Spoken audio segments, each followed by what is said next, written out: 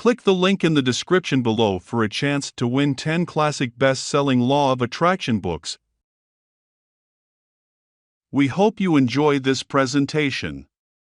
If so, please click the like button and click the subscribe button below to receive notification when we release new recordings.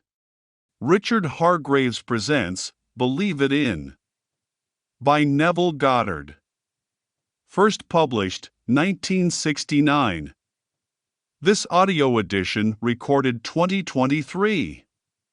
Digitally narrated using the voice of Jeff Masters for buildingmentalmuscle.com.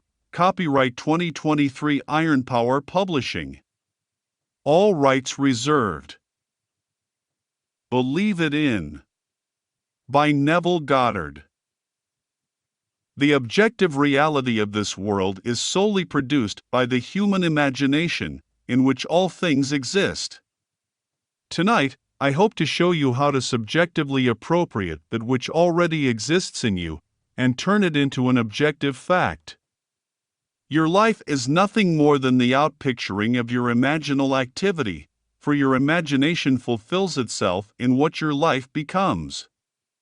The last year that Robert Frost was with us, he was interviewed by Life magazine and said, "Our founding fathers did not believe in the future, they believed it in." This is true. Having broken with England, our founding fathers could have established their own royalty here by making one of them the king, thereby perpetuating a royal family. They could have chosen a form of dictatorship, but they agreed to imagine a form of government that had not been tried since the days of the Greeks. Democracy is the most difficult form of government in the world, yet our founding fathers agreed to believe it in. They knew it would take place, because they knew the power of belief, the power I hope to show you that you are, tonight. To say, "I am going to be rich," will not make it happen. You must believe riches in by claiming within yourself, "I am rich." You must believe in the present tense, because the active creative power that you are, is God. He is your awareness, and God alone acts and is. His name forever and ever is I am, therefore, he can't say, "I will be rich," or "I was rich," but "I am rich." Claim what you want to be aware of here and now, and although your reasonable mind denies it, and your senses deny it, if you will assume it, with feeling, your inward activity, established and perpetuated, will objectify itself in the outside world, which is nothing more than your imaginal activity, objectified. To attempt to change the circumstances of your life, before you change its imaginal activity, is to labor in vain. This I know from experience. I had a friend who hated Roosevelt, yet wanted him to change. Every morning while shaving, my friend would tell Roosevelt off. He found great joy and satisfaction in this daily routine, yet could not understand why Roosevelt stayed the same. But I tell you, if you want someone to change, you must change your imaginal activity, for it is the one and only cause of your life. And you can believe anything in, if you will not accept the facts your senses dictate, for nothing is impossible to imagine, and imagining, persisted in and believed, will create its own reality. Now, all things exist in God, and He exists in you, and you exist in Him. Your eternal body is the human imagination, and that is God Himself. Your imagination is an actual body in which everything is contained. When you imagine, the thing itself comes out of that divine body, Jehovah. The story of Jesus is a wonderful mystery that cannot be solved until you discover, from experience, that He is your own wonderful human imagination. We are told that God speaks to man in a dream and unveils Himself in a vision. Now, vision is a waking dream like this room, while a dream occurs when you are not fully awake.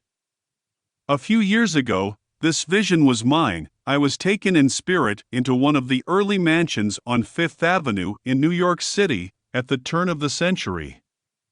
As I entered, I saw that 3 generations were present, and I heard the eldest man telling the others of their grandfather's secret. These are his words. Grandfather used to say, while standing on an empty lot, "I remember when this was an empty lot." Then he would paint a word picture of what he wanted to build there.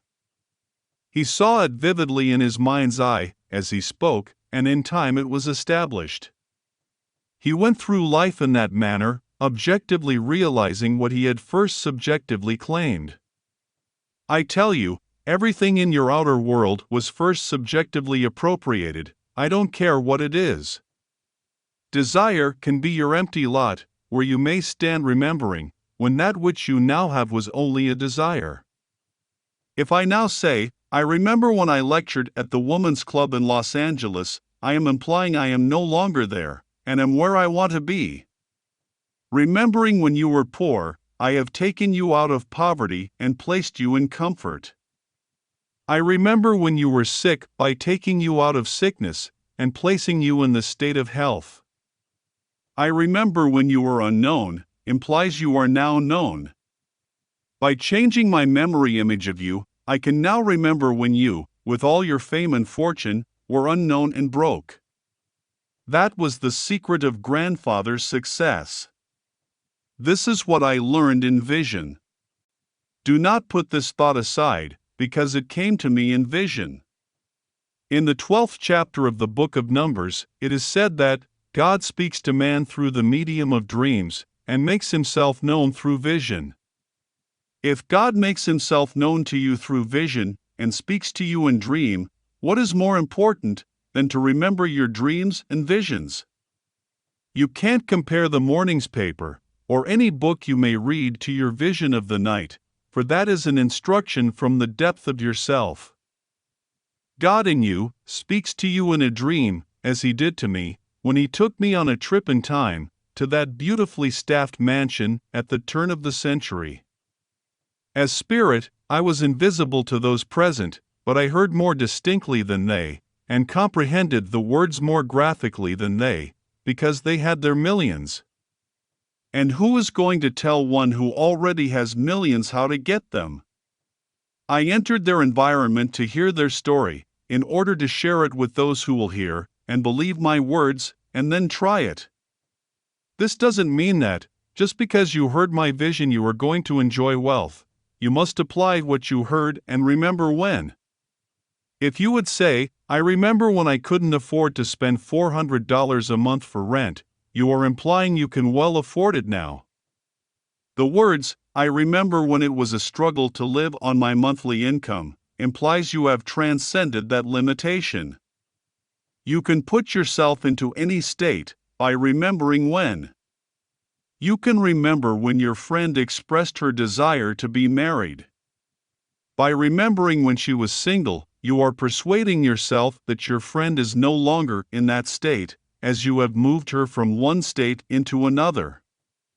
When I say all things exist in the human imagination, I mean infinite states, for everything possible for you to experience now exists in you, as a state of which you are its operant power. Only you can make a state become alive. You must enter a state and animate it, in order for it to outpicture itself in your world. You may then go back to sleep and think the objective fact is more real than its subjective state, into which you have entered, but may I tell you, all states exist in the imagination. When a state is entered subjectively, it becomes objective in your vegetative world, where it will wax and wane and disappear, but its eternal form will remain forever, and can be reanimated and brought back into being through the seed of contemplative thought. So, I tell you, the most creative thing in you is to enter a state and believe it into being. Now, causation is the assemblage of mental states, which occurring creates that which the assemblage implies. Let us say that I have two friends who would empathize with me, not sympathize, if they heard my good news. I put them together and listen, all in my imagination, as they talk about me and what has happened in my life. Being true friends, I hear their words of joy, and see their happiness reflected on their faces. Then I allow myself to become visible to them, and feel their handshake, and embrace as I accept their congratulations as a fact. Now I have assembled a mental state, which occurring, created that which the assemblage implied, therefore, I am its cause. As I walk, firmly believing in the reality of what I have done, and that imaginal act becomes a fact, I may question myself as to how it came about. Then, remembering my imaginal act, I would say, I did it. If I did it, then did not God do it? Yes, because God and I are one, I am. Are you going to continue to believe there is another on the outside, or are you going to believe the great confession of faith, which I would urge you to accept? It's the great Shema, Hear, O Israel, the Lord our God, the Lord is one. If the Lord is one, he can't be two. Therefore, if his name is I am, and you say, I am, you must be one with the Lord who brought the world into being. Listen to these words. By faith we understand that the world was created by the word of God, so that things that are seen were made out of things which do not appear. Here we see that the word of God is an imaginal activity, which, joined by faith, created the world. And faith is nothing more than the subjective appropriation of an objective hope. Now, when you discuss your desire with me, you cannot see my imaginal act relative to you. If you tell me you need a job, and I accept that thought, when I think of you, I remember your need. But if I changed your words and heard you tell me you loved your job, I could remember when you needed one, for now, my memory bank contains the fact that you have a job you like very much. And when we meet again, you tell me that you have it, you are only bringing confirmation of my imaginal, creative act. Now, if imagination works this way, and it proves itself in the testing time and time again, what does it matter what the world thinks? It costs you nothing to try it, and what a change in life it will produce for you. Try it, for you will prove it in performance. This may be in conflict with what you believe God to be. Maybe you still want him to be someone on the outside, so that there are two of you and not one. That's all right if you do, but I tell you, God became you, that there would not be you and God. He became you, that you may become God. If God became you, his name must be in you, and it is for if I ask you anything, you must first be aware of the question before you can respond, and your awareness is God. You may not be aware of who you are, where you are, or what you are, but you do know that you are. Aware of what your senses and reason dictate, you may believe that you are limited, unwanted, ignored, and mistreated, and your world confirms your belief in your imaginal activity. And if you do not know that your awareness is causing this mistreatment, you will blame everyone but yourself. Yet I tell you the only cause of the phenomena of life is an imaginal activity. There is no other cause. If you believe in the horrors of the world, as they are given to you in the paper and on television, your belief causes the horrors to continue. Believing the news of a shortage, you will buy what you do not need, blindly accepting the pressure to perpetuate an imaginal activity that keeps you frightened. All through Scripture you are told to let not your heart be troubled, be not afraid, and fear not. If fear could be eliminated, there would be no need for psychologists or psychiatrists. It's a bunch of nonsense, anyway. Every day this branch of medicine changes their concepts, and they are always in conflict as to what a man's attitude towards life is. I say to everyone, the whole vast world is now in your human imagination, and you can bring any desire out of it by believing it into being. First, you must know what you want, then create an image that fulfills it. Would your friends know and talk about it? Imagine they are with you now, discussing your fulfilled desire. You could be at a cocktail or dinner party that is being given in your honor. Or maybe it's a little get-together over tea. Create a scene in your mind's eye and believe its reality in. That invisible state will produce the objective state you desire, for all objective reality is solely produced by imagination. The clothes you are now wearing were first imagined. The chair in which you are seated, the room that surrounds you, there isn't a thing here that wasn't first imagined, so you can see that imagining creates reality. If you don't believe it, you are lost in a world of confusion. There is no fiction. What is fiction today will be a fact tomorrow. A book written as a fictional story today comes out of the imagination of the one who wrote it and will become a fact in the tomorrows. If you have a good memory or a good research system, you could find today's facts. Not every fact is recorded, because not every thought is written, yet every person imagines. A man feeling wrongfully imprisoned and desiring to get even will disturb the world, because all things, by a law divine in one another's being, mingle. You can't stop the force that comes from one who is imagining, because behind the mask he wears, you and he are one. Start now to become aware of what you are thinking, for as you think, you imagine.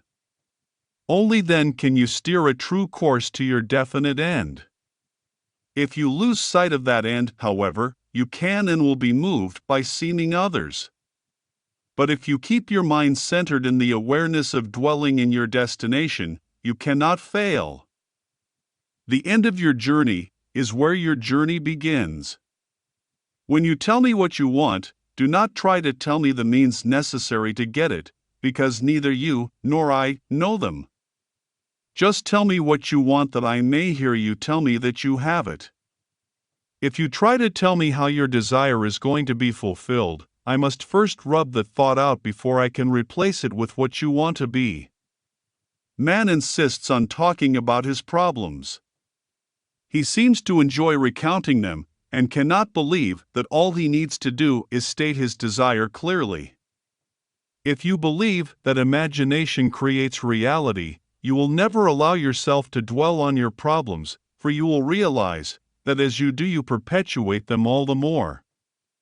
So, I tell you, the greatest thing you can do is to believe a thing into existence, just as our founding fathers did.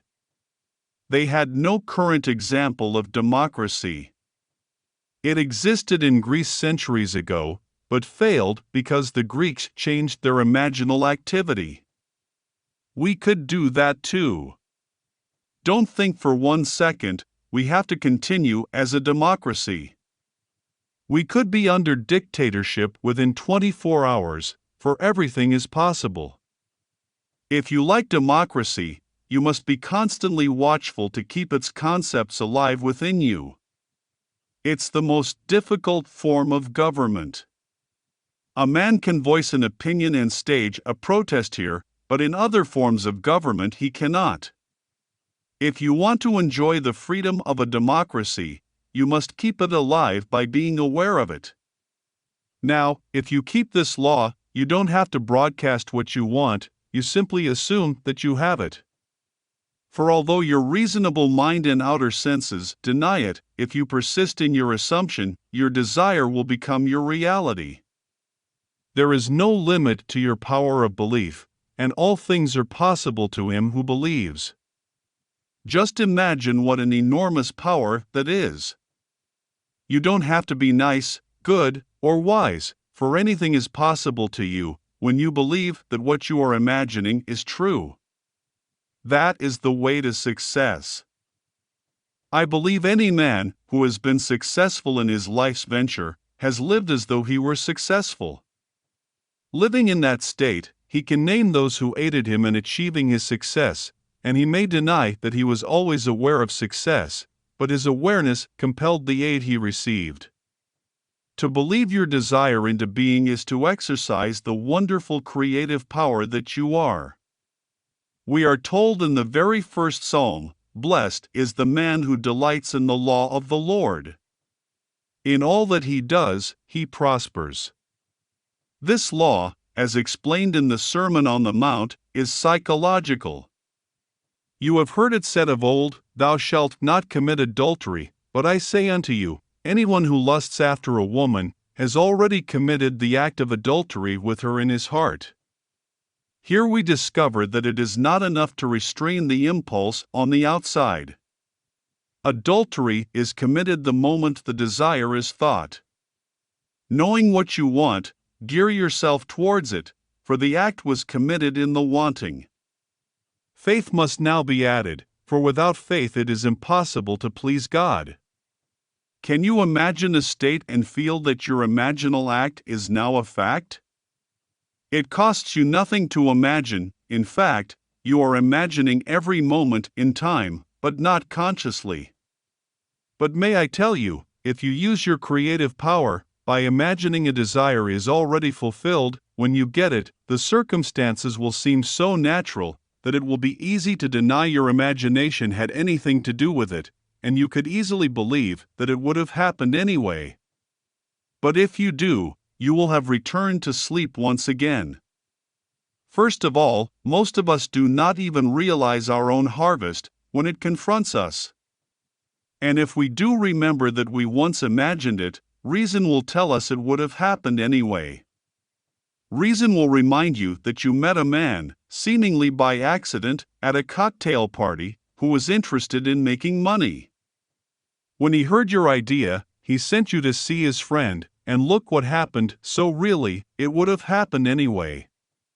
Then, of course, it is easy to ignore the law, but blessed is the man who delights in the law of the Lord. In all that he does he prospers. Don't forget the law while you are living in the world of Caesar and apply it wisely, but remember you are not justified by its use. Justification comes through faith. You must have faith in the incredible story that God promised to bring himself out of you, as you. This is God's promise to all, and all are asked to believe it. It is not what you are, but what you trust God to do, that saves you.